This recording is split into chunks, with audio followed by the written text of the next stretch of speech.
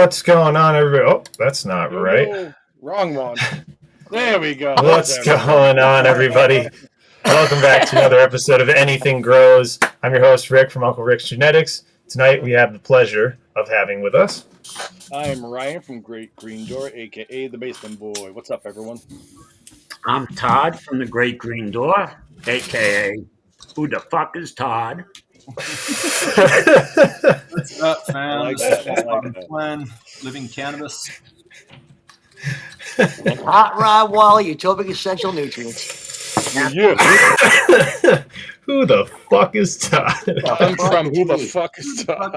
I'm seaside today, boys. I like that. Oh, that's dude. really funny, man. That's really funny. I left my weed in the other room, actually, so we're going to be doing some jet propulsion dabs. Nice. The only way to truly start this out is tag a grow me because we can't for some reason, and smoke them if you got Oh them. yeah, I got a tag Blaze in this, otherwise they'll yell at me. Hey Rick, did we come up live? Did you check? Because I don't see anything scrolling. Yeah, we're live. Yeah, we're Yeah, live. Okay. That's Oh, the yeah. What's going on, Rich? Live. You guys are live? What's up, Rich? What's going on, Max? Max.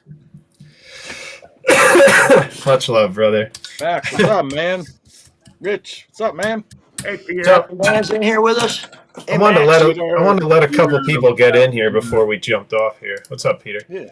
I want to let a couple people get in here before we drop the topic. But remember, this is brought to you by the Growmunity, a grower-safe place to learn, meet friends, and grow together.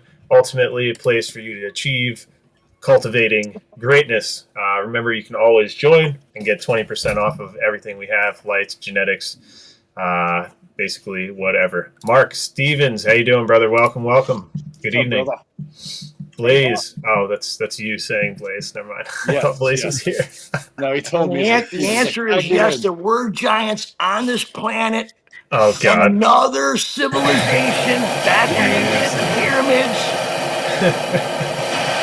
Not quite that rabbit hole-y, but definitely food for thought. What was that crap you guys said me about the 10-toed people or whatever? The 10-foot people? People Hey, with big feet? Megalodon, welcome again.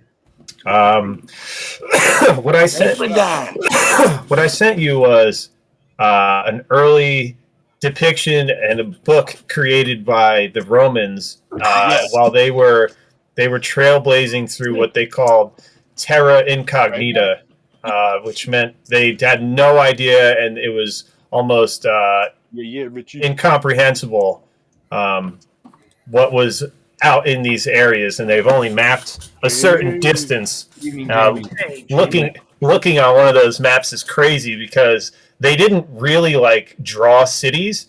They just kind of drew like a big style of land, and then the people that they would find in those areas they put right on the map. So it's like you're just looking at different people all over the place. Really weird map, but No, I'm talking about the people you sent me. Yes, it was this is the that. The Bigfoot people, when they needed to get shade, they lay in the back and put their feet up over them. Yes, that's the one-footed man. Yes. That's called the shade foot. There was people with backwards the feet. shade There were foot. people that walked on four legs. what was the name well, of the one- one with the face in the chest? They were the Blemmy AI. Yeah, So- Lenny's. So Yeah. the Blemmyays. But the weird part about that is, if you look back at the Romans, historically, everything they did was really fucking solid. And then you look at this, and you're like, well, What the fuck? who was out here trailblazing and making these extremely accurate fucking maps of the time, cartographing, and then they were making up monsters? I find it weird because they had to cross these weird places and into these lands where there were no way for you to cross dangerous waters. And these guys were the guys that made bridges that are still being replicated today. So again, to trust half of it but not the other half is just it's troubling to me. I think there's some truth to some of it. Hence the big flood. One of the big floods, because it's obvious there was genetic testing going on at one point, and whoever the creator is and was and is, God in my book, but that's maybe what he needed to get rid of.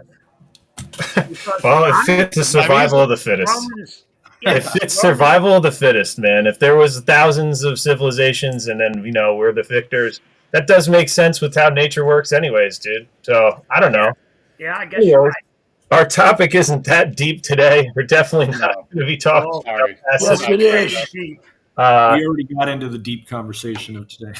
But what we are talking about could be just as deep. Food for thought is definitely, it's definitely a second, third, and dessert course with this topic. So what we have for you today is the relationship.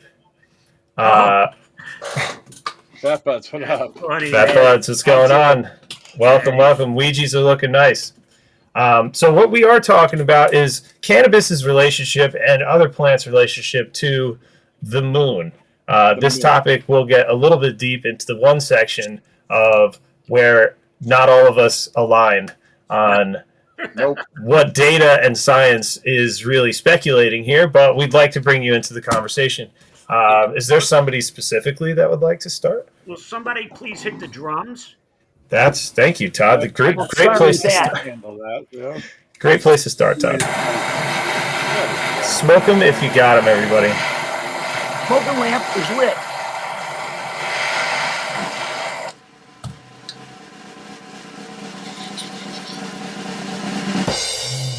Nice.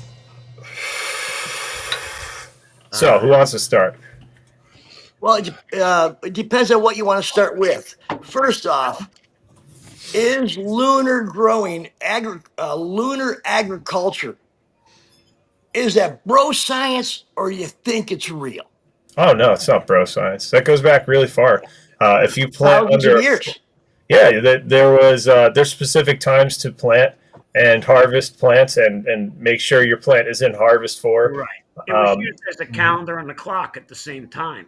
Right, but in accordance to planting, if you plant under a full moon, if you put fresh starts in the ground under a full moon, the full moon is going to create and retain more humidity for the microbiome, for the phyllosphere, all the stuff we've been talking about. So if you retain more moisture within the night period, the chances of your plant having exponential growth, even when the lights are out, essentially, is pretty high.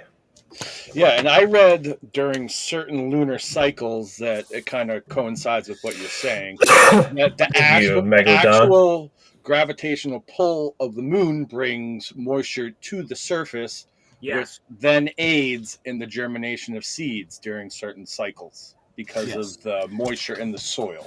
Secondarily, there's the harvest moon, and that harvest moon is actually something that can, with your plant, make it grow the secondary compounds that we're all after at an exponential rate.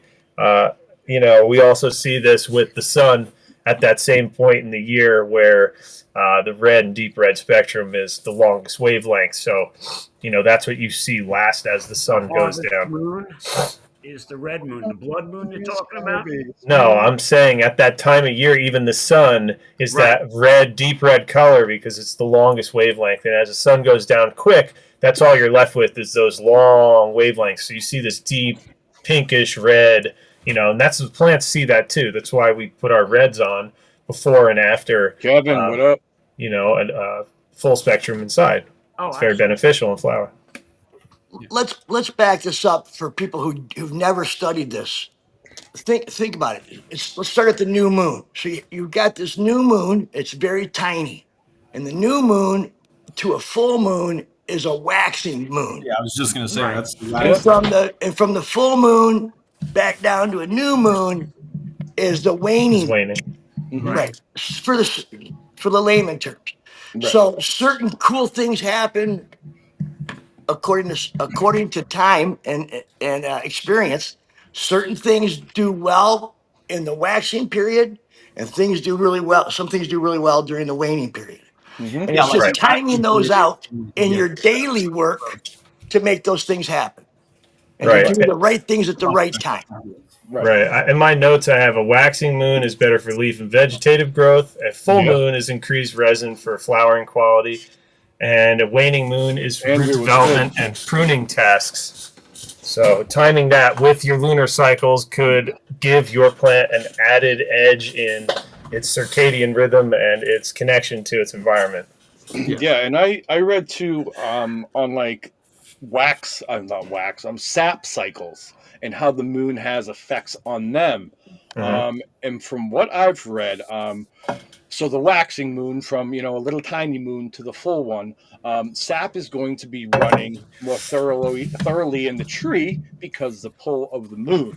And they said, or what I've read is that when you want to do minor pruning, that would be the time. And the reason why is because the sap is flowing, all the nutrients is flowing up into the upper part of the tree or plant. And so when you do those little prunings, the new growth comes in quicker, fuller, and more healthier. But now on the other side of things, say you had to limb a tree. For instance, the maples, they bleed a lot of sap when you limb them.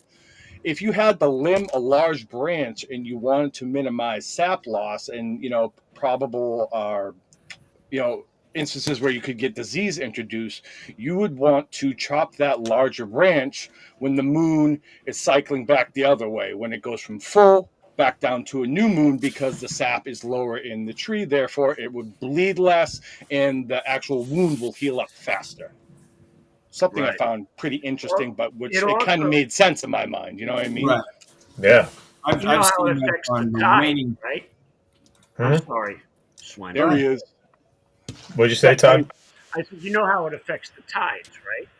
Well, think about underground. You have all your cisterns and all your water that these plants draw from, the deep-rooted plants. And when the tide is on the high side, it brings up everything, all the levels on the earth go up. Well, I guess we can't hear you anymore, buddy. Yeah, you're trailing off. Yeah, pretty far away. You're trailing off for some reason. Yeah. Oh, okay. There you go. You're back now. You're back. You're fine. Yeah. It brings your moisture level higher, so the plants are able to get it, and that cycles twice a day. You have the high and the low tides. Twice a day. But it affects all water levels, not only the tides in the ocean, but because the tides in the ocean affect the water on the land. It's just the way it is. And that's what I learned. I learned why we have 2 high tides in one day today. I didn't know why until today. It's pretty interesting. I learned that we have 2 a day today, but I don't know why. It's because the lunar pull actually pulls the ocean towards one side of the planet. But what happens is when it pulls that ocean, it actually pulls the Earth a little bit too, which creates another high tide on the other side of the Earth. That high tide won't be as large as the one closest to the moon, but it will still be a higher tide than the 2 on the opposite side, if that makes sense. Right. So is low tide the waning and the high tide is the waxing?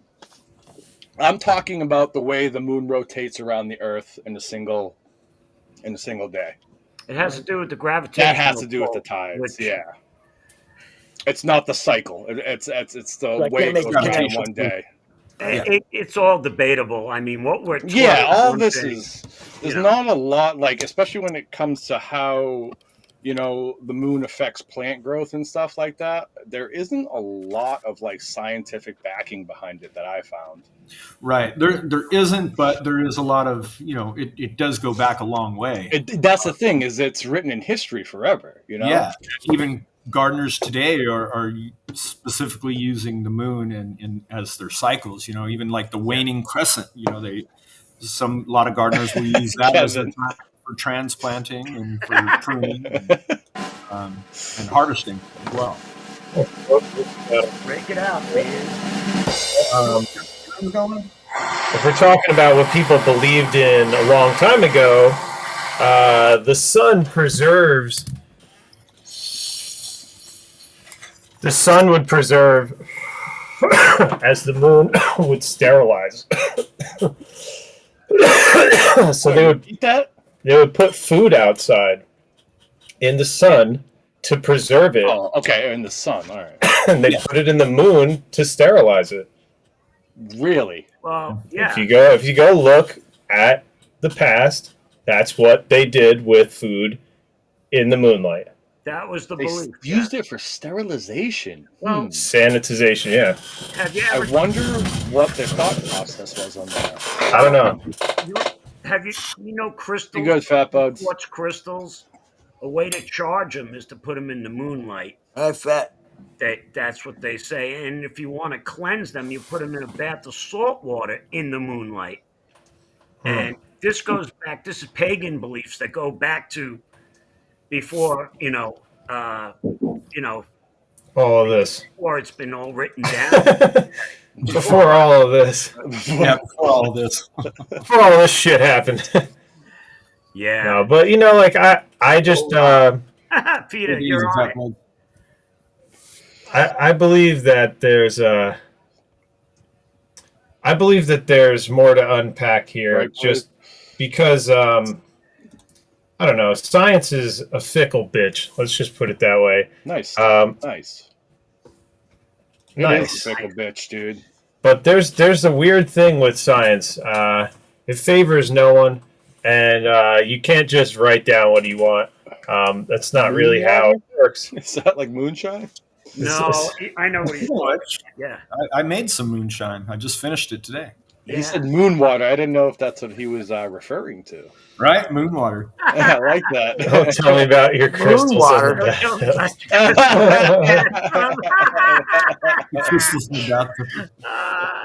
Listen, right on, bro.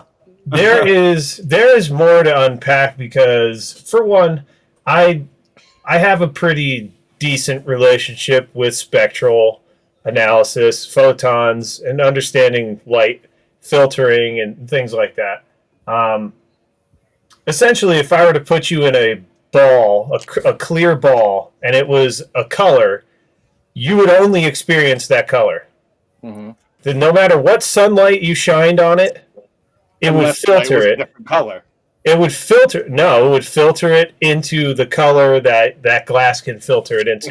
If I'm in a blue ball and you hit me with the yellow light, I'm going to see green. Probably not. Probably going to just see the ball light up blue. And that's how stained glass works on cathedrals. So they put a stained glass window in, and it would give you red light on the floor. That's not reflecting the color red. That's actually filtering all the color but red out. It's kind of weird how, and you could do this with glass, you could do it with crystals. It's kind of strange that this is actually done with certain cameras and filters and focuses on a lot of things, believe it or not. But unpacking that, you could essentially do things that should take a lot of engineering, technology, electronics. Like, you're talking about, so let's just put it in one spectral color. 660 nanometers. Can you make that with just a color of glass?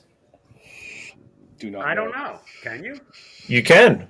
Yeah. And if you were to make a 660 nanometer light filter or red glass in the exact hue or spectrum, and it was big enough and clear enough for you to hang over top of a whole greenhouse during the harvest months, would the plants appreciate that?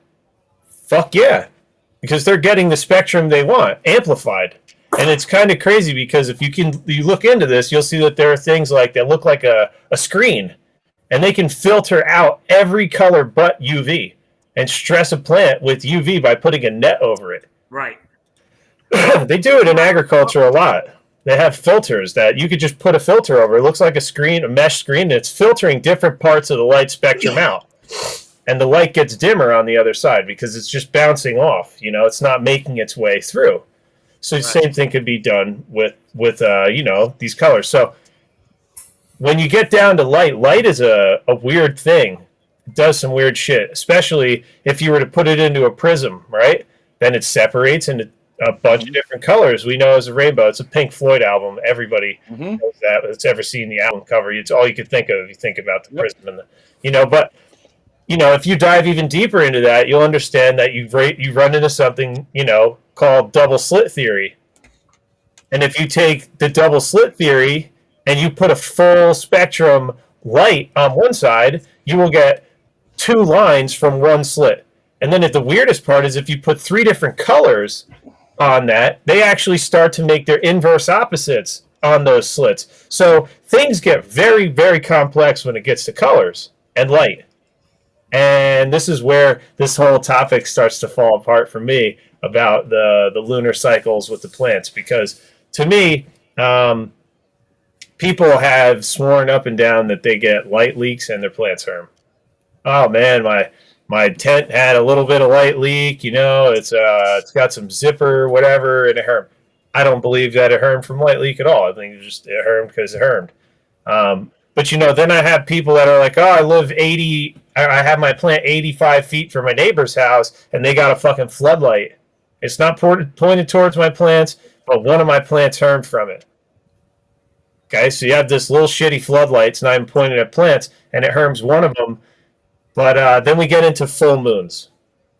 And people know how bright full moons are. And unpacking the data behind this is, honestly, it's more complex than it seems, because having some informational background in photons and how light travels and moves, and how the moon can take a reflection of the sun and not grow plants at night or interrupt their flower cycle is very complex. Let's just put it that way. Yeah. Anybody want to? It was like the conversation earlier. Yeah. I believe we're seeing an illumination of the moon, not a reflection. That's my thing. I smoke so much, I'm kind of on the moon right now. Well, and with that, we'll go to a fucking drum roll. Yeah. Yo, Dom, your plants look awesome, bro. Yeah, I'm proud of you, brother. Smoke them if you got them, everybody. Dom is a master trainer. He loves doing different training techniques and stuff. It's amazing. The laser is hitting perfectly today. Glad to hear it, Todd. So, if you want to do the math is just that. It's math. And if we get any further into this conversation, I will pony up.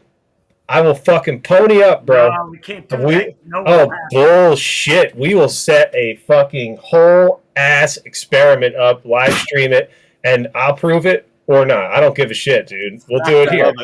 Let's do it. That sounds like too much work, man. Sounds like a what?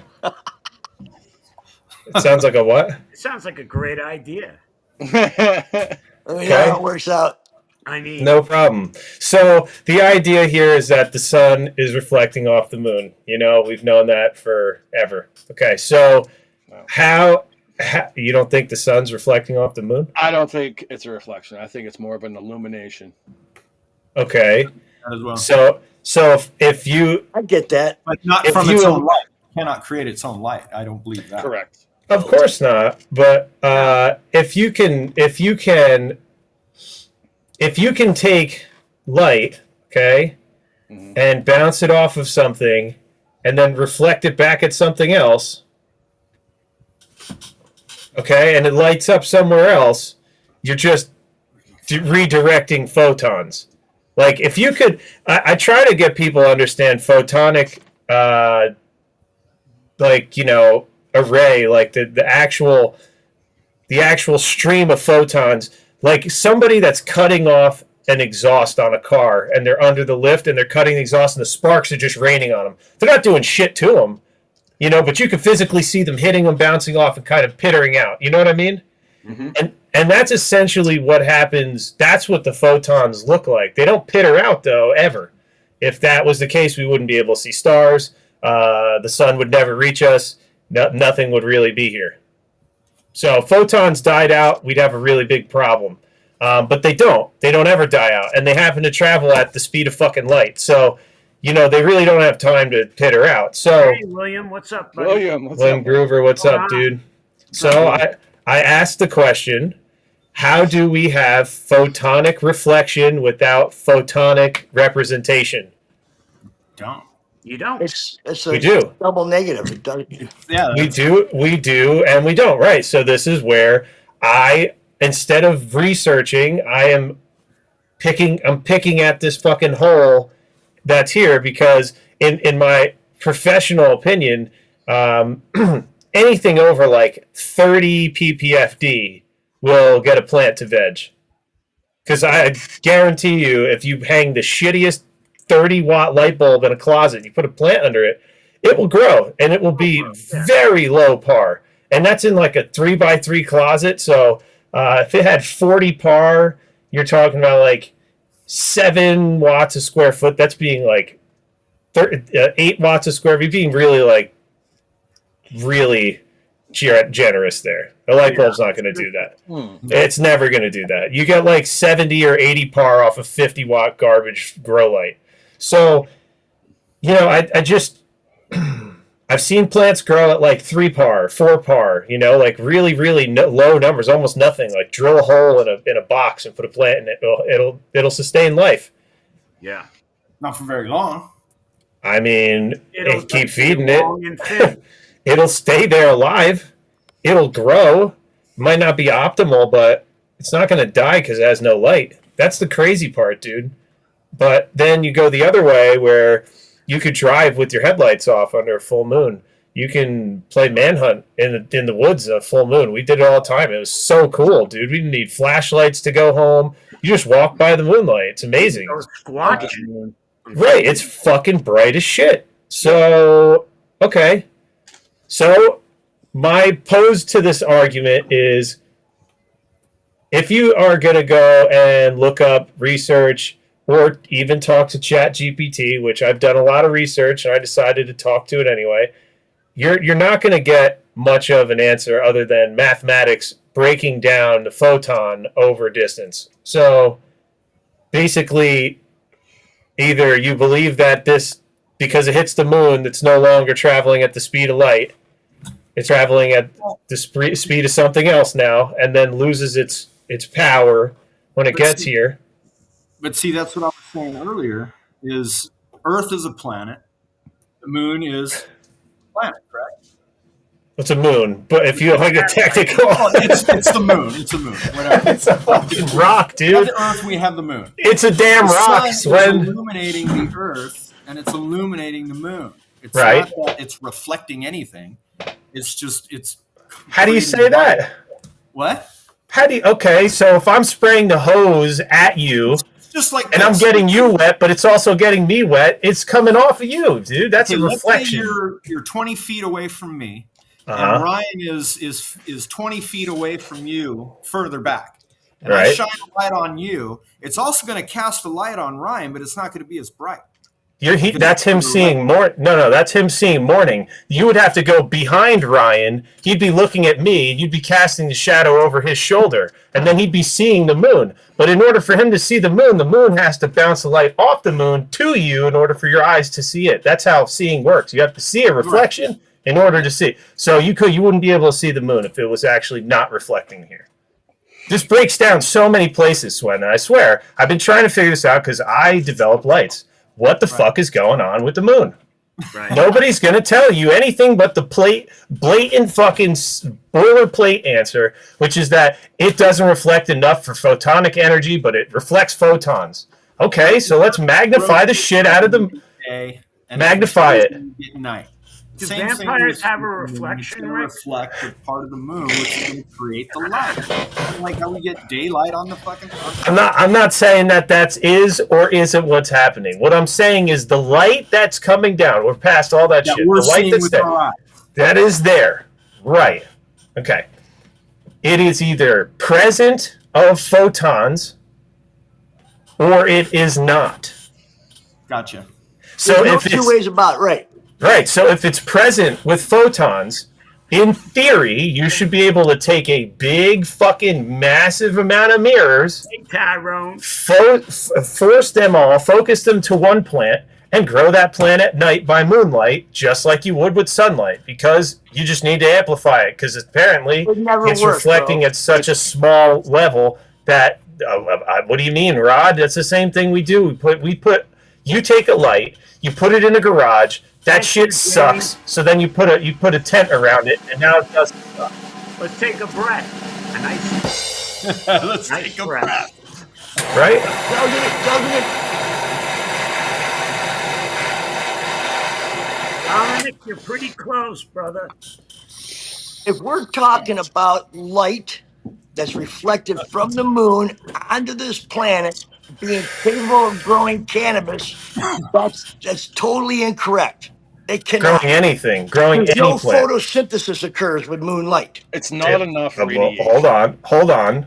Photosynthetically active radiation is what causes photosynthesis, and a plant's essential metabolism is how much its photonic trigger would be to enact its metabolism. Tyrone. That's the same thing that happens with you. If you eat more than if you eat more than 30 calories, you will start your metabolism. Period. That's how human body works. It's the same thing with plants. They have the same thing.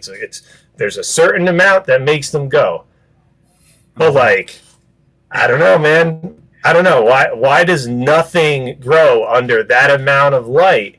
You know what I mean? It would be the largest, weakest light ever witnessed ever, which doesn't make any sense. Get what I mean? It would have to be so weak, but so like it's massive, dude. So the reason I was asking ChatGPT was for the mathematics. So if I if I took a rock and reflected the sun, right, Kevin, at the ground, and I would get photons, and it said yes, you would grow from the moon. But not enough to grow a plant. Can you put that statement back up again? I missed it. I got halfway through it. Put up Kevin's. I'm a slow reader. Right. The moon, the fullness of the moon would have an effect on it. Yes. Mm-hmm. Right, but that would be almost impossible. Then something in the other way would make no sense. Like photons can't really break down like that. And this is what I've been trying to say. You could have a plant grow from a reflection off of something. It doesn't have to be highly reflective either. Photons are powerful. Not be a full moon either. No, it's not about full moon. It's about photons and photon density. The photons are what the plants use out of the light. Right, but if it's traveling from the sun around Earth to the moon, then back down to us. It's a straight line. Boom, boom. Think of all the things those photons are going to hit on the way. They're going to disperse it in different. It's going to dim it, right? Versus the sun directly at the Earth. Right. It's gonna dim it, but like I said, you really can't dim the sun to a point where a plant won't grow. And I don't understand how something a lot closer can reflect and get less of a reaction. Because of photon loss. The fuller the moon, the more photons. There are no photons reflecting off the moon. We got a meteorologist on the show. That's the problem I'm having is that it will the stuff you look up will put the photons at like a micronic level, like so small that no life would grow from it. I don't really. I think it only said that once I asked like 5 times because before it was telling me it's not there. It's not there. Much love. Appreciate you, bro. This is food for thought, okay? Because there are things that happen to the plant under the moon cycle, and the plants know what that light is in correlation to the sun. If it's the same thing, you're talking about like, it's the exact same light. So it's just going to be the same thing, but less. So the plant doesn't even try to photosynthesize under that because it already knows that it's not but there's other things that the plant's doing under it. But the plant is measuring that time cycle. The plant has its own biological clock, the circadian rhythm. So based on how long the moon is out for, it does a whole bunch of things, like you're saying with the sap moving up and down. I don't believe it's just with I don't think it's just with the gravity of the moon. No pun. I think it actually has to do with these, different types of, biological things that these plants do at those types of times of the year, and what's best for the plant. Plus, you have the microbiology also reacts with the moon. So if the microbiology is going nuts and doing all sorts of processes, the plant is not going to essentially be asleep. It's just not photosynthesizing. Do you think the microbiology has to do mostly with the water table being pulled up to the surface more? I believe so. Could be. I believe that's so. what I believe. It could be. It says that the natural environment keeps the VPD in the air higher, so it slows transpiration. I believe it has a lot to do with the sap as well.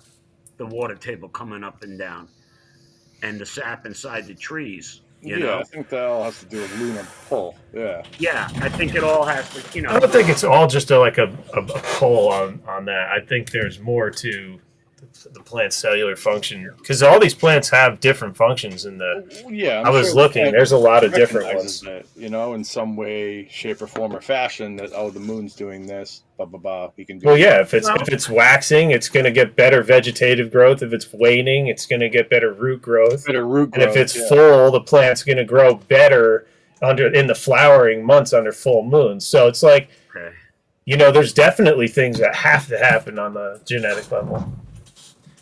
If I'm going to grow completely from the moon, dude, that's like so much harder than the sun.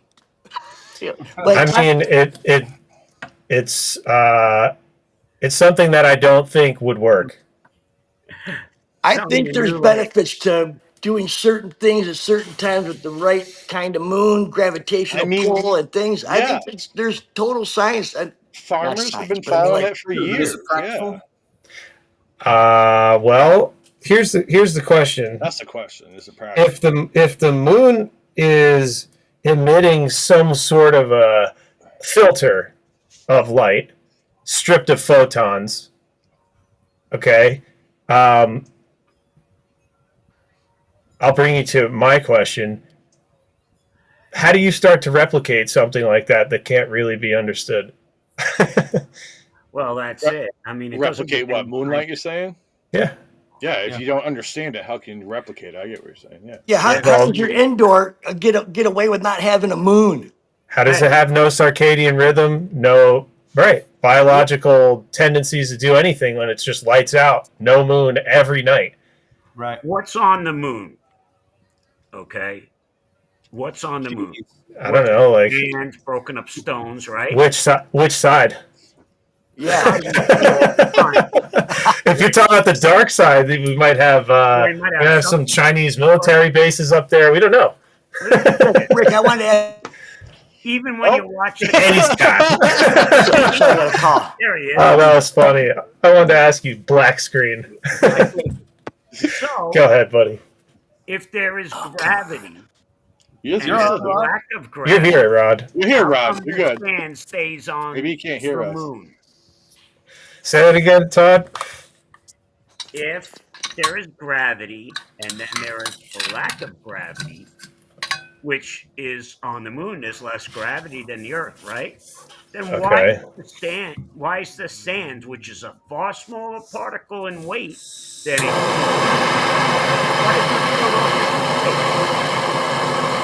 why is it staying on the moon? There is still gravity on the moon. It's just far less. No, right.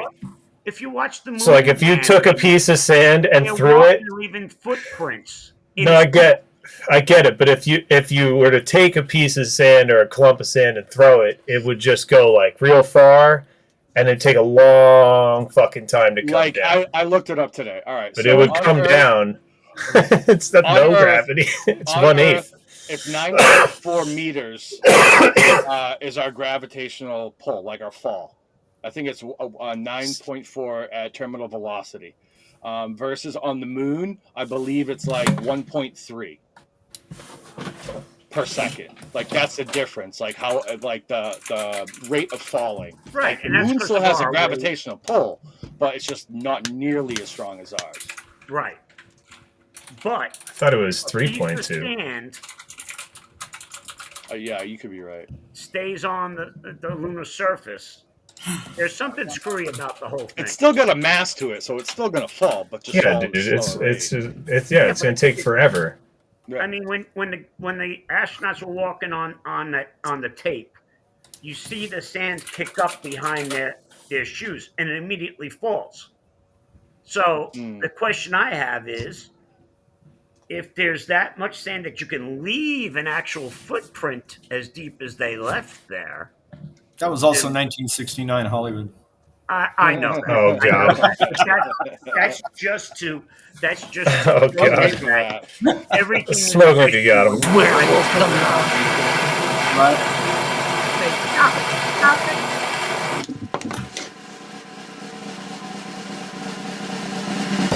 I will tell you, no, I worked in hospitals for 20 some years, and guess what? Full moons are a busy ER. I don't care what anybody says. People That is go nuts correct. on a full moon, bro. That's True correct. story. Yeah. Circadian rhythm, brother. Yeah. Yeah. It has to do It's with the mind. Yes, absolutely. You're correct. yeah, dude. Fucking wolves go nuts. Bears go crazy too. But it's also like you wouldn't have werewolves. if you full moons usually animals are just out walking around and out and about. They could see so much better. They're out doing shit. Like I lived in the woods, like deep in the woods. I lived on 2,600 acres of untouched state land, and it's a bear swamp, so it's fucking crazy the shit that walked through there. We had cougars there and like big animals. And on a full moon, everything was fucking out, dude. Yeah, like, no, I wonder when you're driving, you'd like almost hit 16 animals in like a 5-minute ride. You're like, Jesus, dude. This Frogger's possibly like popular again. I wonder if that has to do with the moon messing with their circadian rhythm. Or do they see it as like, oh shit, I can get in some overtime. I can see it. I can get some extra hunting in. It's party. Let's party, man. Yeah. No, circadian rhythm. I think moonlight. I'm sorry. It's a little of both. So when you reflect the sun off of like, some big reflector, it's gonna make animals go crazy. I just have fucking like a plant growing in a massive reflecting field and like animals just going fucking nuts everywhere. Megalodon, you're a former medic, huh? We need to talk. Yeah. I think the moonlight tells the plant it is now your time to rest. Yeah, not Tyrone. Taking on the sun all day and wind blowing on you. I think the sun tells the moonlight tells the plant it's time to rest. And it tells Tyrone to go in the woods and run around naked. Right. And so you do the things you do that you would do when a plant is in a more resting mode. You get those chores done during that time. I think there's a big connection here. In fact, I've got a bunch of one-liners, just one little sentence, and I want to read a couple and let you guys decide if it's true or false. Okay. Or if it's true, why? If it's false, why? Okay. I think if our listeners want to chime in, true or false? Yeah, please do, guys and gals. All right. These ain't my words, so don't, All right. Cloning is best when the moon is ascending. Taking clones is best. Cloning is best when the moon is ascending. True or false? Why do you think it'd be right or wrong? Taking roots or planting roots? That's the growth cycle. Planting clones or cutting clones? Well, that all happens in the same day, right? No, you don't cut and then put them in the fucking ground. No, but you start the process. So you're saying from a new words are cloning is best when the moon is ascending. I think that makes perfect sense because sap's going up. Right, that would promote new leafy growth, in my opinion. You're doing well as well. Hey, Jess, what's up? Yeah. But if you're cutting clones, you want to do it on a waning moon because it's going to be better for the plant in a healing aspect. Right, 100%. So if you're planting them from a small start with roots in the ground, then yes, you want it concentrated towards the root. Right on. Here's another one. And that would also be waning. Waning, yeah. The new moon is the ideal time to prune or harvest. The which one? The new moon is an ideal time to either prune and harvest. I don't think that's It's half true. Moon, yeah. It's half true. I have a couple different trains of thought on that. So at a new moon, it's at its max upward ascension of sap and water, and we're working on branches, we're working on leaves, we're working on buds. I guess it would depend if you're on the backside of the cycle, meaning going from a full down to a new moon, or then start of a harvest. new moon to a full. Waxing and weaning. Because harvest, you want waning for pruning, and harvest you're going to say full moon, the end of the full moon into the new moon. If you're pruning for new growth, I would say waxing. Yes, I believe promote the new growth. That's what I was saying. Yeah. And when you're harvesting, I say it's at the bottom of the descending moon. Yes. Because all the water and stuff and saps are kind of being pulled away from the bud. It's easier to dry. Tyrone. Right, but it's seems cultish. in my notes here, I have the full moon is where you want to chop for increased. I could see it that way. Production for quality of flower. Yeah, all your flavonoids and everything, all your sap is near the top. And then when you're pruning, you want to be on the waning moon again, so that you have a higher ability for the plant to dry out.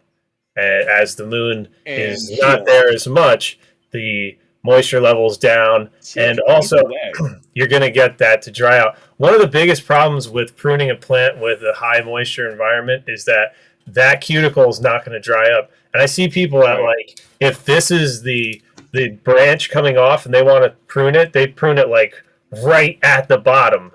And this is like the optimal way to get problems. You want to go back like an inch or so, cut it here, let that whole thing dry up, and it's gonna essentially be like cauterized in its own sense. It's gonna shut those cells down, pull water back. The stuff's gonna recede. The only type of thing that could even survive in, and this is the problem with bud rot, in a stem like that is bud rot. It could take over dead cells and occupy them and sequester humidity from the environment for itself. So it's pretty fucking crazy. So if you have dead leaves on your plant that you're not pulling off, that could harbor the best place for your plant to get bud rot. And again, trimming when you have a waning moon is going to ensure stuff is going to dry out. Also, when you're planting roots, you want to do a waning moon as well, because of the fact that it's going to dry out and promote that to explore the environment. If you planted it on a waxing moon, Peter, you're going to have the humidity stay high and the environment not really dry out as much. When you put something in the ground, you really want it to explore. Here's one last one, man. This is a nutrient question. Feed newts during the waxing. Take care of your soil during the waning. Correct. That would make sense to me. Yeah, I would also agree with that. Yeah. And then you go give them a double dose on a full moon because they're wild. They're sucking it right up to the top. Thirsty. I need blood. You forget the proper dosage and it's like an express line right up to the top of the plant. Feed it blood meal on full moons. I highly recommend people go check this out. I give it bone meal and blood meal on the blood meal. I want to walk outside with the par meter tonight. Do it, bro. Walk outside with a temp gun too, and check the shade temp, because shade temp and moon temp. I don't know. Light and the shade. I'm curious. We want all the measurements. So take the light, take the shadow, and then do it with the sun and the shadow, and we can see the differences between the two and see if they're even correlative. I will see if I have like a fuller moon tonight. I guess where my moon cycle's at here. Yeah, well... and check your farmer's almanac, huh? Yeah, you got to thumb through that thing. Check the almanac. Dominic, does a vampire have a reflection? That's what I want to know. Well, as all the sci-fi movies and everything I've ever seen says, You can't go in the no. sunlight. Yeah, but if you watch any of the modern stuff today, Oh, there's new ones. they all say, no, that's all fairy Yeah, tale. these damn hybrid fairy tale vampires inside of fairy tales. Hybrid, dude. It's a fairy tale in itself, you know. The only thing that you could actually have as a real vampire is something that would consume and live off of blood. Like, so what? Whereas, was it about ticks? Was it about mosquitoes? Yeah, right. Was it about like weird flesh-eating bacteria? Who knows, man? That's the crazy part about the past is it's open to interpretation because no one really knows, or else there would only be one total story. You know, what plant does. Dominic. Yeah, dude, there are carnivorous plants. Oh yeah, absolutely they are. Yeah. Right. Flytrap is the most common one, but Venus flytrap, pitcher plant. I love the pitcher plant. Ones. Yeah, dude. There's some crazy stuff out there. Pitcher plants are cool. They just fall in and the acid just digests the fly and then it just drinks it. It likes to see itself. So that's the other thing that I wanted to bring up here, Ryan, which you're going to have a hard time with this one. What? How they grow that fucking plant in flower only by candlelight, and you can hear it growing. Rhubarb, if my memory serves me correctly. Right. Why? Explain that, bro. All right, because, well, isn't it that they go through a long period of darkness? Right, so when they see that candlelight, it's like, oh my God, light. So it's relative. Kind of. The plants on Earth see light every day. So can you grow rhubarb under moonlight, is what you're saying? I'm not sure. That's what I'm saying, dude. I would have nobody done it. Photon readings beside a candle and a photon reading at a moonlight. You're gonna get like four par. Depends what your fuel is. Certain fuel will release a different photon exchange, but it's really more lumens than anything. It's gonna be almost nothing. Right. Lux. You have to measure it in such a small scale. Right. I just believe that there's such an absence of light with that rhubarb that as soon as they see that candlelight, it just excites them so much, and they just absorb those photons so rapidly that they're photosynthesizing off of fire. Right. So. Right. So. My real point here is that at such a small scale, you could have a room full of plants grow. Relative light is what I've always told people. Right, so but you'd have to bastardize them of light first. Okay, well listen, dude. Hear me out. Okay? Okay. Are all plants genetically equally strong? No. Why don't some just reverse in moonlight? Like 20%. Why don't 20% of plants fucking re-veg in like a fucking full blown week of full moon? Like, you know, where it's like basically a full week of a full moon. Because the active radiation isn't enough. Good boy. I'll sit here and agree to disagree. The radiation being reflected off the moon is not enough to grow a plant. But a candle is. Apparently, when you bastardize something of no light, then yes. You should be fine. So you're telling me versus these plants on Earth see fucking sun every day. So you're telling me you could grow? You don't think you could grow another type of plant under? I'm telling you, if you light depth the fucking Earth and then gave it moon, yeah, shit would probably grow. Light depth plant and then put it under moonlight. I think what we're supposed to be talking about is dark cycle using the lunar. What up, Bobby? The miracles of the moon to help with our growing it's a we're trying to understand. It's like a nutrient supplement to growing. You know? Right? How do you bring that inside, Rod? Do you get a skylight? You get a tube? Still gravitational pull. There's still that piece of it, even though it's in your basement in a tent. I mean, there's still that. The moon creates miracle. We wouldn't even be around without a moon, right? So you're telling me that you believe that we should be trimming, pruning, and planting based on the moon inside, even though the plants don't see it. Gravitational pull is still there. Right, okay, but you're talking about like having cupcakes without fucking eggs, all right? So like without frosting. It ain't cupcakes anymore, bro. Right. Okay. Maybe one part of the equation, but it may be fucking the mass part. Like, why do plants get 13 feet outside? They won't get 13 feet inside. And I've seen people try. I've seen people really try to grow outdoor plants inside, and they can't do it. It's not the same. And I've seen them do it. Take it from it really outside isn't in? the same. No, like making an indoor plant the same style plant as an outdoor, making it fucking get 12, 13 feet tall, fucking monster fucking bases on them with the same veg time. I've seen people try. I've seen people use bacteria thinking that was the missing link. They think that it's light that's missing, and I think it's the fucking moon. You think so? Interesting. Well, I mean, dude, listen. Look at there. If I take every single part of the environment away and then I put 88% of it back, we don't get the bacteria, we don't have the moon.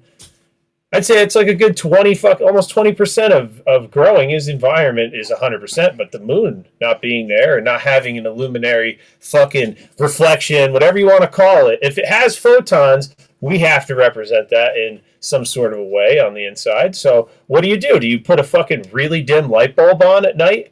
And you put it from really dim to like one fucking par. That's what I'm saying. Like, there's got to be a way that, and you're telling me a really dim light bulb's not going to reverse a plant in a tent? In correlative respect, it'd be like 600 par to 1. Shouldn't make it fucking go. But like, that's what I'm saying. You did that inside, it would herm out. It would flip. It would go back to re-veg. It would do something. Not outside. Not outside, no. No, and it's 10 times brighter than a shitty light bulb. So, I can't really tell you. Is it possible? This makes sense. Would it be accurate for me to say or to guess that the active radiation is dispersed more? Andrew, outside with the moon? Andrew, the sun is still the same distance away from us, whether it's reflecting off the moon or not. But the moon, if you were to flex something on the ground, the moon's are traveling further. They're 250,000 miles closer. Of course. When they're reflected, so it should be more intense. You can't. What did he say? You can't put sunlight in a bottle. Because plants we stuff we don't. No, but through years of put sunlight in a bottle. After years of engineering, we've been able to change the way that LEDs are replicating sun cycles. And if you get a high-tech light that's cannabis purpose-built, you see a real big difference in the way that the plant grows just inherently. That's number one. Two, we can't give it all the things the sun gives it, but we also don't even try to give it anything the moon does. So, I think that's a thing. I'm sorry, Tyrone Fertenzo. I'm sorry, Mr. Fertenzo. Listen, I don't want to trip anybody up, but this is definitely food for thought. If you want to understand growing, you have to understand environment. If you want to understand environment, don't be afraid to question things. Right. Through questions, you find answers. Through answers, you might find questions. That's where we're at. Looking for answers, but we're finding fucking questions. Right. Yeah, man. I don't. Yeah. When it rains, it snows for me. I look for an answer and I get a question with no answer, and I get an answer that doesn't fit the question. Well, you get a set of drums. Open if you got them. Rich, I love this profile picture, by the way. Predator eating a bug. Super cool. I do love that. That's a nice profile picture. But yeah, I'm not trying to be some conspiracy craziest here, but I am saying that I can tell you for a fact that there are fucking caves in China. Yes. That reflect off of dark black rocks through holes in a fucking cave, and entire trees and ecosystems are in there. Thriving. Okay, bro. So you're talking about a pinhole. That ain't the fucking size of the moon. No. Okay. There's something else to discover here. and I don't think it's very blatantly different. Well, it's not going to happen in the next hour or so either. So. Absolutely not. It might be maybe in a year. It might be 20 years before someone comes out with a scope.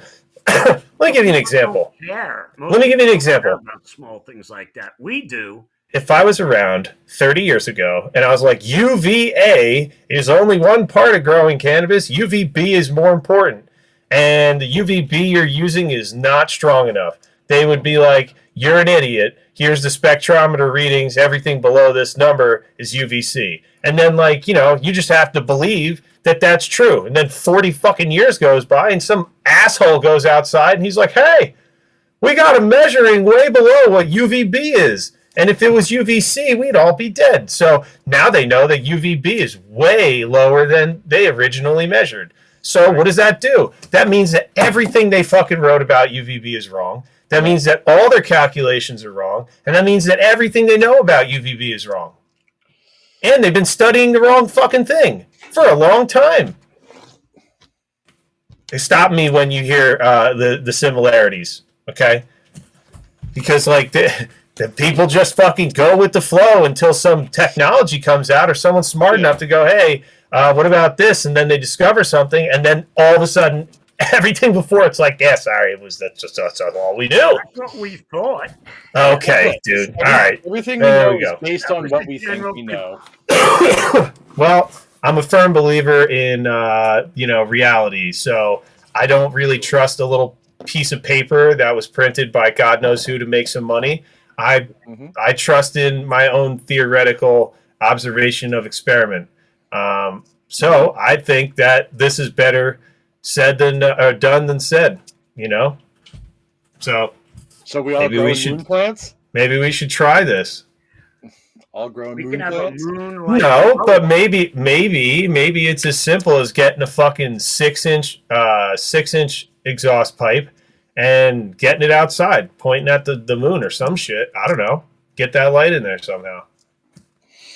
Or create like a little mirror reflection like area. Or people in greenhouses have moonlight. Well, their plants are beautiful. Yeah. Greenhouse plants are huge. Yeah. Yeah. You don't really have to test this out inside because you have that as inside. Everybody needs to grow under skylight. You know, I'm telling you, man. Hey, Jazz. How you doing, Jazz? There was nobody commenting about UVB before UVB was put into LEDs, and then it was the wrong one for like fucking 10 years, and it still is. So maybe like 15 years. It's still wrong. And no one's really getting any of the results unless they have a light that I've produced or very, very, very small amounts of companies that got built out. You're not even getting it. Rich is waiting outside with the I know. I want to go outside. Yeah, fucking. Hey, man, fucking prove me right, prove me wrong. I don't really care. The point is, you're going to learn something. This is food for thought. And essentially, we are deepening your connection with cannabis. And if anything comes out of this, you'll understand more about the plants. That's really what we set out to do. Yeah. Yeah. It's fun discussing this, you know. Absolutely. Megalodon, you're hearing the back end understandings of something that nobody is going to waste their time with. So I hope soon, my man. If you're interested in testing theoretical lights, I have another one that I created that highlights the exact thing I was talking about UVB being incorrect for so long, and people just blatantly ignoring it. Actually, almost on purpose, you would imagine, because it's like they almost knew about it and then shelved it. Because I'm not some fucking genius, and neither is the guy that went out there with a scope, but people talked about it beforehand. So they had measurable light, and they knew what all the spectrum was. And guess what is right there on the charts? UVB. So, you know, like I said, I have one of those lights. If you want to test it out, it's up to you. But yeah, hopefully in the next year or so, I'd be able to come out with something like that. It would be fully tester type of light, and Dominic, it would go straight to the grow immunity scrubs. So definitely something you want to be a part of. You're going to need to be over there when the time's right. Yeah, listen, man. Moon gardening has been followed for centuries with great success and consistent results. It's been around forever. People, they call That's it what I mean. moonlight gardening, for God's Yeah. sakes. Some people follow it religiously, man. Anybody who Googles it, you'll learn a whole bunch. You really do. I mean, it's amazing. When I think of lunar planting and lunar, last comment. What's that? Did you guys read Rich's last comment? Yeah, I'll put it back up.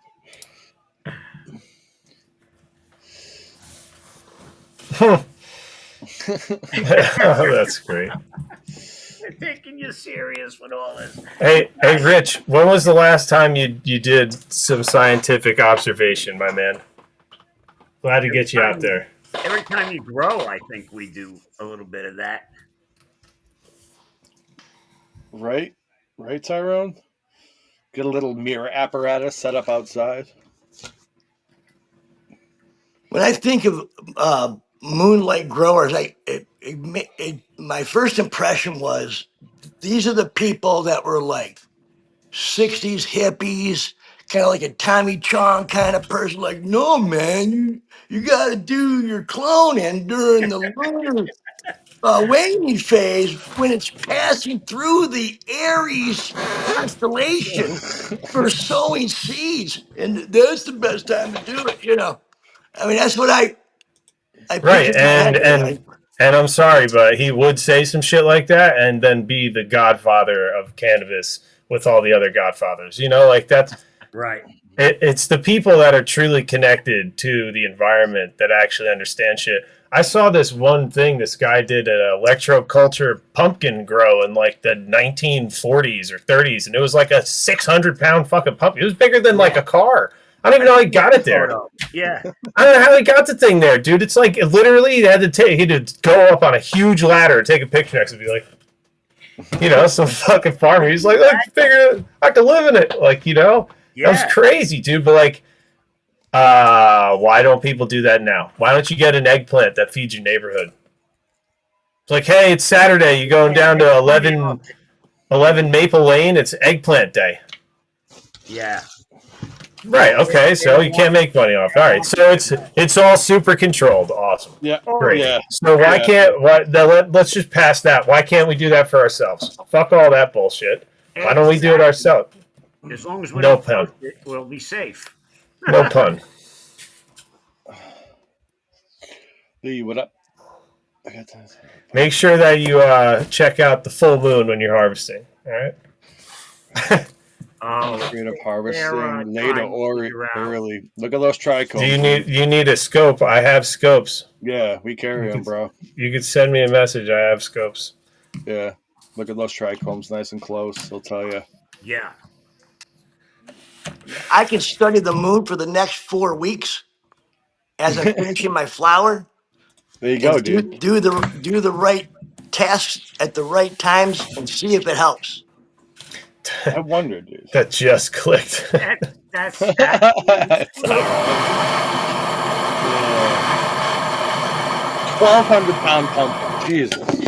Holy cow. Fucking huge. Like, how do you... Fuck your whole environment over there up, buddy. Yeah, I know, right? 1,200 pounds. God damn it. God damn it. Fuck the whole room. Excited me over here. Holy shit. 1,200 pounds. No, but if you look back on electroculture, and if you look back on not electroculture specifically, it's a different style of electroculture. It's actually electrifying the soil.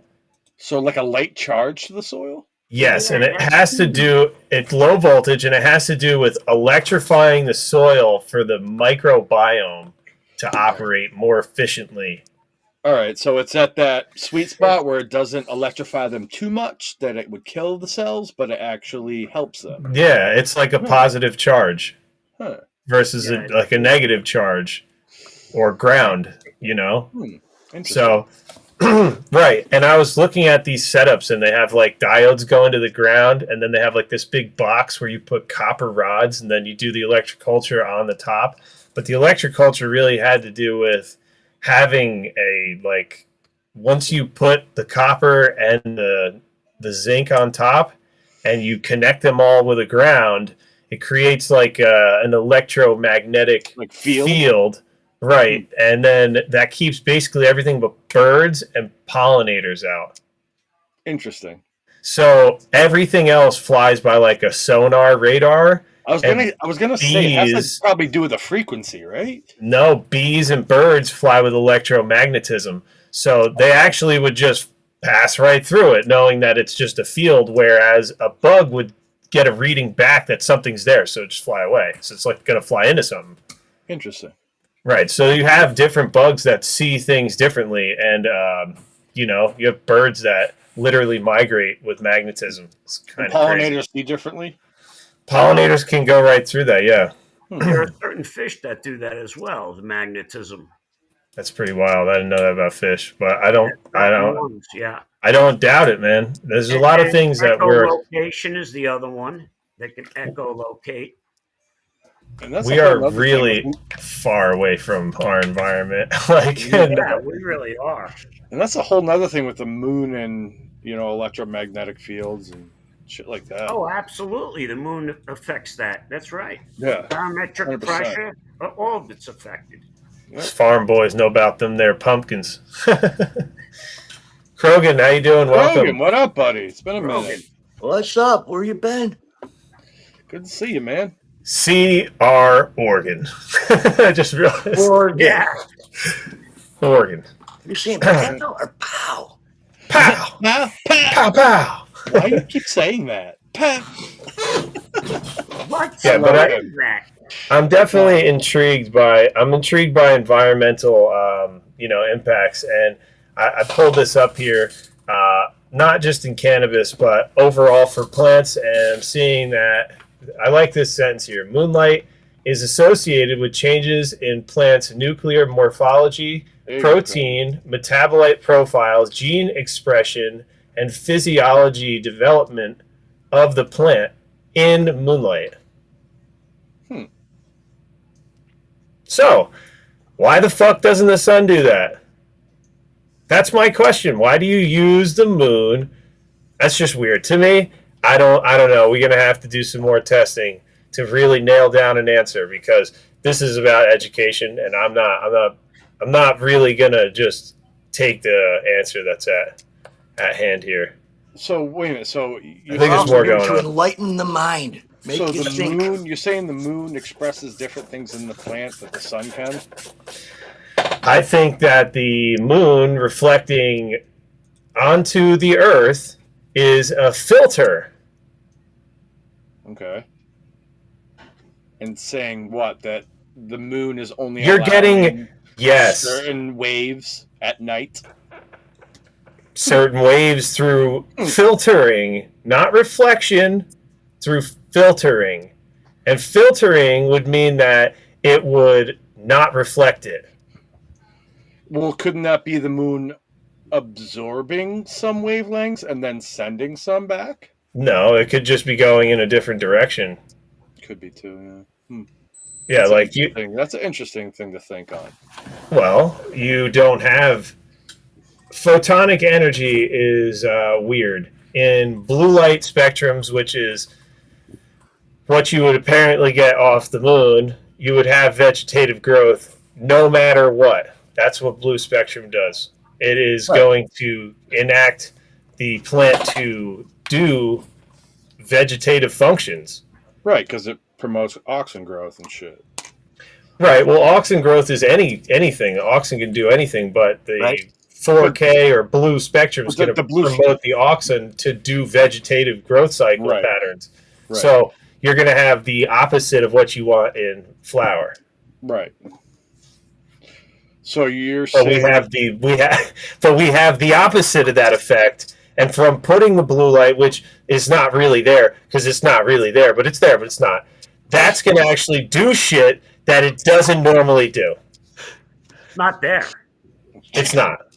No. You just see a reflection of a ghost of the sun. It's not there, but it's there. No, it's not there. Listen, man. I don't think that I'm a not so smart gentleman. I think I tend to be an averagely good thinking person. You know, I'll let it go that far. And I don't think that this average good thinking sentence makes much fucking sense here. All right? Just to put it in layman's terms, Yeah. I think it's a crock of shit, and I don't think people investigated this enough. Let me put it that way. I think that this wasn't investigated with the correct mindset to actually understand what the fuck is going on here to put an answer up there that makes some sense. Because that doesn't make sense. There's 5 people here that can't agree on Moonlight, and then there's however many people in the chat, and this is a well understood thing. You got Rich out here wielding in both hands with a temp gun outside waiting. This guy, he's got them both on both hips, waiting for the fucking moon to come out. Yeah, so you're welcome. I'm just saying, dude, this is something that there's more to unpack in. No, I agree. There's more. I say we go Moonlight. There's more to this to understand. Smallest plant wins. Dude, I'm telling you that there's more to understand. 100%. There's way more. It's a reflection of the sun, but it's not strong enough. No, dude, there's more. There's way more to that, and if we can understand it. That the G.I. Joe told me all the time when I was a kid. Knowing is half the battle. Okay? Knowledge is power. The Predator. Nice, Rich. Predator. But yeah, dude, you got to know, or you don't know shit. You're unprepared when you don't know. It's always good to question the mind. They probably did inspect it. Nah, Tyrone Fortenzo, I think that people know exactly what everything is. And I tell people this all the time. I'm not some fucking genius. I'm just a guy that likes to grow. So, period, right? Outside of this, I do contracting. Not a genius job. You don't have to be a genius. You can literally go to YouTube University and be a contractor in like 6 months. You might fuck a lot of shit up, but you can put that label on there and you'd be better than a lot of these other guys. So, I'm not some genius, okay? And the things that I figure out, I feel like the fucking smart people have known forever. There's no way the people smarter than me don't know. It's some average guy fucking figured it out. Like, there's no way. Smoke what you got. So when you discover stupid shit, explore it. Plus, then, if someone's like, hey, man, did you see this thing about Moonlight? You could immediately, take their phone and push it downward and be like, I'll tell you about Moonlight. Yeah. Put that piece of shit down. We're going to get to the bottom of this. We can't talk here, but follow me to the back room. Shut your phone off, right? Personally, I think that you actually use about 12% of your brain. And that extra 2% is like you never forget nothing that goes in, bro. I forgot. Yeah. I mean, like you don't have to have a high IQ to remember everything, right? Well, IQ and memory, are they the same? Things. No. But having a memory is key to having a high IQ. If you don't remember, it's hard to know something, and that goes the other way around. It's hard to know something if you're not smart, regardless of how much you can remember. You're just a parrot at that point. So it's like there's a medium there, and I think that you can learn from repetition and memorization. Right. I think someone's intelligence to me is based on how they can learn. You know what I mean? I think it's based on their level of dedication. I think that if you're committed to something, you're going to learn every little nook and cranny about it because it's important to you and that matters. There's people that treat their bodies like shit and eat McDonald's for 30, 40 years. Their whole family does, and then their wife gets sick, and they go into full fucking health food nut mode trying to save their family. And then they know every motherfucking thing about nutrition. You can't even talk to that person anymore because they just don't shut up about nutrition. And that's they were passionate about saving their family. So the education level they have is beyond what they could go and get in a school. You know what I mean? So it's I think that passion drives education more than anything. And I think that a really stupid person could be more educated than you on anything based on their level of passion. I bet you, bro, you used to watch Jeopardy when you were like, by the time you were 6, you're like, yeah, I got this fucking, like, I watched smoke it. every topic ever. You know so much about so many like, what do you not, we've ever talked about that you didn't know so much about, and not lies or bullshit, real stuff. My dad told me when I was a kid, your head is full of useless information. And I was like, I told thanks, my older Dad. son. I know. Yeah, I used to get that. None of that fucking matters. Yeah, dude. He told me that, your head's full of a lot of fucking useless shit. You know that? Oh man. Fuck it. He was a union carpenter, so he had every one-liner in the book. So, Yeah. Oh yeah. yeah. So like I couldn't say a damn thing to ever. Ever. I'd be like, man, I'd be on my phone, minding my own fucking business. Yeah. Be on my phone, and I'd be like, man, that fucking thing is dope. That is dope. I'm totally getting one. He's like, where should one hand and shit in the other? Tell me which one fills up first, from like across the fucking house. And I'm like, this guy's relentless, bro. Like, Oh man, that's Italian families, bro. I didn't even ask him for it, I didn't ask him for anything. And when I was a kid, I wanted an Xbox when it came out, right? And I told him, I was like, I really want the Xbox. He's like, why? I was like, I don't play with toys. I don't really like do a lot of shit. I only go outside and bike. I was like, so I want something to do inside when it's like I can't go outside. And he was like, what my dad did when I was a kid when I didn't have any toys? And I was like, no. And he's like, he cut the corner out of my pocket so I had something to play with. Shut the fuck Absolutely, dude. My name is Dan Granatari.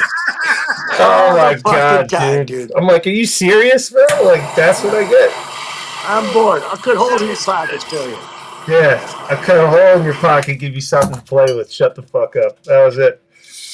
It's like at your age, it just seems like you'd have to have such a passion for just consuming knowledge all around you. There's no other way to be that way at your age. I'm not trying to suck on your ass, but I'm just like, honestly, how do you know so much about? It had to be such a passion for consuming knowledge. I honestly, dude, I was around a lot of real motherfuckers when I grew up, and I shouldn't have been. Like, I was the kid around people that were like smoking weed, jumping quads, and drinking beer, and building fucking dirt bike ramps and all this shit. Like, they were gigantic kids. But they were some of the realest fucking people I ever met, and they taught me some of the most real shit I've ever heard. And at a young age, you got to remember, my generation's kind of strange, dude. Like in 5th grade, I watched the Twin Towers get hit. So I had a really weird perspective on life. And then the people that I met, whatever side they were politically extreme to, as a child, I would hear I learned the world in a weird way growing up the way I did. And a lot of people my age bracket did too. So, it's kind of like not really me, but it's more like, I hate saying the product of an environment, but when you raise kids in an environment that they question fucking everything, and then you have parents that are your generation that are telling them, the answers to shit, and then when they don't have an answer, they just tell you to shut up. That's what they were told, so that's what I got. When I didn't want to accept an answer, I was like, shut the fuck up, all right? You're a kid. I'm an adult. You're going to shut up. You just want you to go to your room. All right, we're done here. Go read it. Go read it. Go read a book. Go read a book. So you couldn't question tradition and shit like that. Tradition was big when we grew up too. It was just at the end of tradition. Like when I was growing up, people were still marrying within their own religion and their own national creed, and only like it was just starting to end. I know that like in the 60s that ended, where people stopped having different race marriages, but I'm talking about like traditionally from an Italian family or an Indian family or a Chinese family, they want you to marry within the family, within that type of, they want you to marry another, Italian person, or they want you to stay with the culture. Right. And that was a huge tradition that also broke down. So it's like throughout my life, I watched a lot of things that were set in stone, just completely change over time. And it made me see that nothing is really set in stone, just what really people uphold, and that things that people uphold can change very quickly. And throughout time, if you're not paying attention and you're just going through consuming and doing whatever, you really don't see what's going on. And I really, not to be on this topic like crazy. This was about something else, but I feel like growing your own cannabis or having your own chickens is the gateway drug to conspiracy theories, because like you're immediately questioning shit like, well, what do they do with the chickens that their eggs look like that? Why do our eggs not need to be refrigerated? So they wash them knowing that they're supposed to not be washed, just so we can refrigerate them and throw them the fuck out. Right. Why don't they teach people to put them underwater? Yeah, a chicken farmer learns that though. Yeah.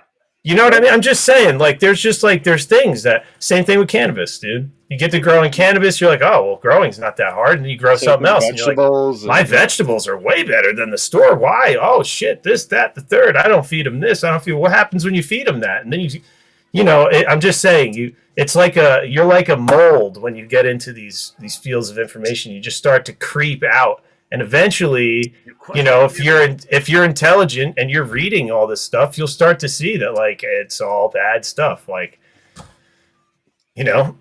so I'm just saying it ends up being that way. Almost everybody I talk to that grows believes almost nothing. And that's another thing my father told me: believe nothing of what you hear and only half of what you see.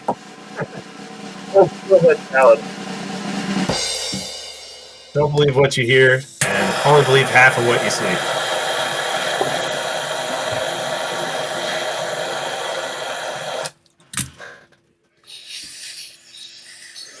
My dad was also born in 1946.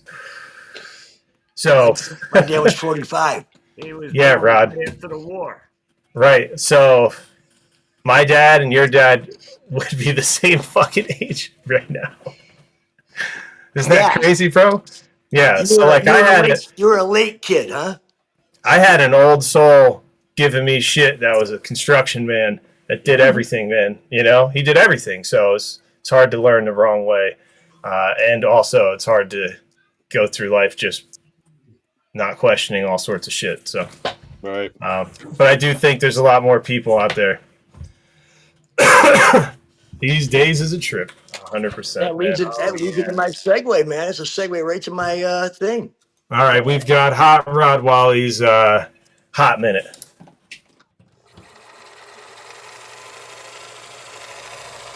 In a world fraught with confusion, one man will break his silence.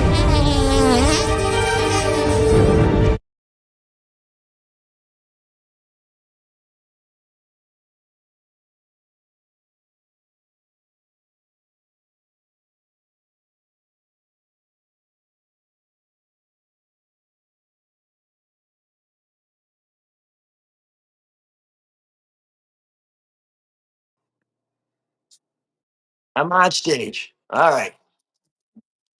Hey, so speaking about family and speaking about that kind of thing, I'm reminded today, based on current events, something my dad told me when I was a young guy. And he said to me, do you know the true measure of a man here on this planet, if he made a difference or not in other people's lives? He said, by the number of cars in his funeral procession. How many people would literally take half a day off of work without pay to come give their respects to you passing? So today's kind of like about, are we human beings or are we being human? And I think our country need to focus on being more human, especially when it comes to our neighbors and our loved ones, and taking responsibility for your relationships while you're here, and being good to your neighbor. I mean, today someone knocks on my door, it's like, who's supposed to be here? When I was a kid, man, someone knocked on your door, it's like, oh, who's here? Completely different. I think that we all need to take a moment and think about it. When there's a young boy, to me, he's a young boy.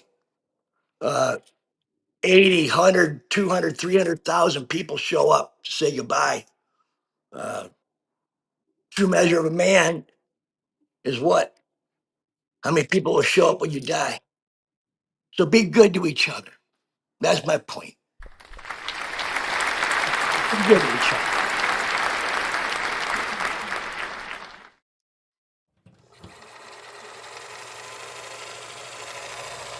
In a world fraught with confusion, one man will break his silence. Very well said, Rod. I don't know where Swen went, but yeah, he lost power. He messaged me. True worth of character is Absolutely. the people that are there when it's all said and done. Amen. Amen. Doesn't matter. It really doesn't matter what you accumulate. No, it doesn't. Things. It really doesn't matter. Like my grandfather always said, you can't take it with you. Right. If you can get 2 generations to remember you, like really remember, know you. Yeah. So that's a lot. Right, it depends why they know you. The last segment we have here is companion plant of the week. We're gonna roll that now.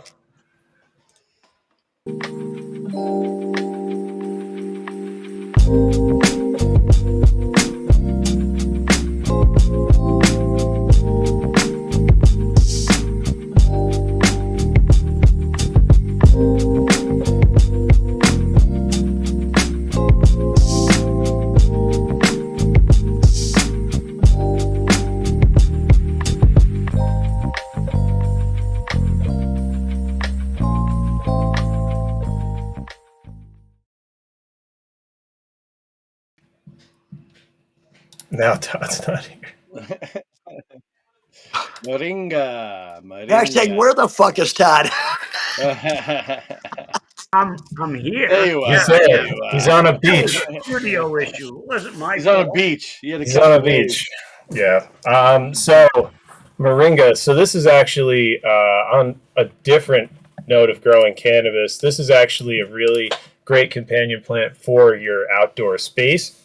For a lot of other plants, it's actually great at helping the soil be healthy just from the plant growing in it, kind of like what dandelions do. And also, it's really, really good if you were to consume it as a person. It has tons of nutrients and benefits for your body. Yeah, and another thing that it has a really, really, really deep taproot. So it has the ability to pull nutrients from deep down in the soil and deposit it up in the upper layers of the soil to give it to other plants that don't have such as a deep root system as that plant does. So that's a benefit of this plant as well. Another thing is its leaf litter breaks down very quickly. So it composts back into an organic matter that can be plant soluble quicker than other plants. Chop and drop. Yeah. Chopping and dropping. Yeah. Almost as good as stack-a-lackin'. Almost as good as Stack-a-lackin', bro. Stack-a-lackin', dude. Please eat. Welcome back. Please. Welcome back. But it is really, really cool. Like just like the dandelion. So the dandelion has a deep root system, and it actually can do the same thing and pull nutrients from below and actually fix the soil for up to 15 square feet. That's crazy. So when you see a field of dandelions, that soil's fucking booming. Like you could go cut a hole and plant something right there, and that either the dandelions will in a group consume your plant, or they will help it. Yeah, nature's weird, so we're not sure what exactly. And that's another plant that's healthy for you. Super healthy, yeah. But yeah, it's best paired with herbs, legumes, and leafy vegetables. Oh, I got you. Okay. Oh, okay. All right. Spinach, kale, and lettuce are going to be growing really well because it could even grow in the shade of this plant while getting nutrients sequestered to it. So leafy greens and herbs are really good next to it. So if you're growing that already and you want a little bit of pest deterrent, that's a number one thing that you could do. Yeah, and that it does very well with root vegetables as well. because, like Rick was saying, all that nutrients that it's pulling up from deep down low and dispersing it in the upper layer. So all those root vegetables get all that nutrients that it's dumping into those upper layers of the soil. Right. Yeah. And the cool thing is in a living model, this plant would actually enhance not only the soil, but the microbiome would be able to disperse that if you're using a mycorrhiza or any type of fungus or bacteria in there that's going to kind of make a network system. It's going to be able to then take those nutrients that are being put up there by the roots before they even get into the soil and trade them all around, which is an amazing thing.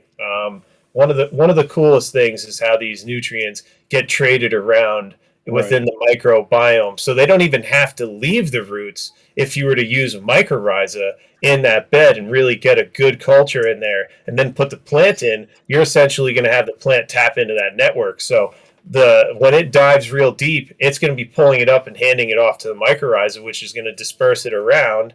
It's basically like solar. That's the best way to describe this. So it gives the plant what the plant pulls up what it needs, and then the excess goes into the system, right? And everything else lives off the system, and then the mycorrhiza gives it a reward. So it then also trades exactly what it needs when it doesn't pull it up, right? So if the plant's not getting that from the soil, guess who's holding on to it? The mycorrhiza. But the mycorrhiza wants sugars, which the plant doesn't really even use, so it trades. Right. Really cool. Something about how does grass help your plant? Right. I was going to put that back up. I guess it probably depends on what type of grass you're talking about, Dominic. If you're saying just like everyday grass in your front lawn, I'm not sure if grass has the ability to like grab nitrogen and dump it into the soil. I'm not too sure about that. But the main thing, if you dug a big hole. But yeah, the main things that come to my mind, what grass would do for a weed plant, probably help with moisture retention. 100%. What if you put a little piece of fresh sod on top of your pot? You know, use a top coat. You'd have roots competing, putting it right on top. Yeah, because the roots in grass go down like inches. But if you were to cut a big hole out in grass and replace it with some amended soil, it would be fine there. It'd be great. Yeah. But I just don't know if it has anything beneficial, like on the nutrient side of things. But there'd be a huge microbiome. Right, exactly. Yeah, and you would have bugs. You'd have mass amounts of like teas just brewing every time it rains, like dead bugs in the grass. True. Absolutely. Yeah, you'd have tons of you'd have tons of composting material for bacteria. So the whole thing about being outside, being in the environment is it's going to change everywhere you are, but that mixture that's there is vital, 100%. Yeah. Easy 100%. Love no-till. Yeah. Mycorrhiza for the win. Yeah, but like, you can easily take, you could easily take all of this stuff we're talking about and use it in a small area and get a massive result, and it's all going to be based on your available bacteria that you have, unless you're creating, like Rich is saying, you're creating your own earth box, then you're really in control of what's in there. But if you're going straight to the ground, based on your levels that are there and your prior historical farming practices done in that area, you may not have a great microbiome. You may have an amazing one. So no, I wouldn't put grass in your pot. And you have onion grass growing there, my man. Yeah, I saw that, the long wispy grass is growing out of it. Yeah, that's onion grass. And if you let that grow a little longer and pull it, it's going to be a bulb, and you snap it, it'll smell like onions. Yeah, it's called onion grass, but I believe it's the garlic family. So close to the roots of the plant. No, I believe it's part of the garlic family, though. Is it like a chive? Right? It's a chive. No, it's called onion grass. Onion grass. But I'm pretty sure it's part of the garlic family because of the way that the shoots grow out of the top. It's like one shoot that just kind of like folds outward. But yeah, I have it grow in the front, and that shit gets really fucking tall. And when I'm sick of weed whacking it, I'll go pull like some of it out, and it's all big giant bulbs. And people say you could eat that, but they sprayed so much weed killer everywhere that I wouldn't eat anything. Yeah, but people said that you can eat that. Yeah. Yeah, absolutely. Well, imagine being a kid playing tackle football on a field of that shit, man. You'd be smelling like an onion all day. Right. Well, the cool thing is like you could veg them. Daniel, welcome. You could veg them in your summer cycle, like in your veg period. And you can grow that like pretty large and then flower it. We know what you mean, Leezy. So garlic is really good for IPM. What's up, Daniel? So it's only gonna flower in the flowering periods, like grow the what you want out of it in the flowering months, and then it's gonna veg in the summer months. So like all other vegetables, you plant them in the spring, you harvest them, the end of summer and stuff like that, or through the summer, depending on when you plant them. But these you have to go the other way. So just a PSA. But we are down at the companion plant section. Moringa.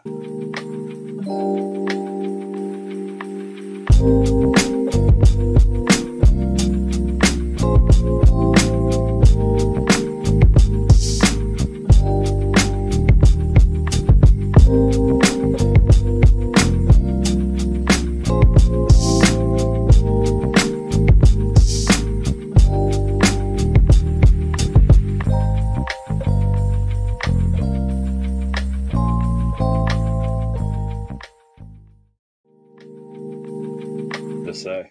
Moringa. Fun to say. So this was an extra long episode, everybody. I appreciate you for sticking around. Yeah, we appreciate you. Before we go, we got to remind you that you are the true winners here, and we want to thank you for getting highly educated with us tonight, and invite you to take one more on the way out the door. Oh yeah. Game on.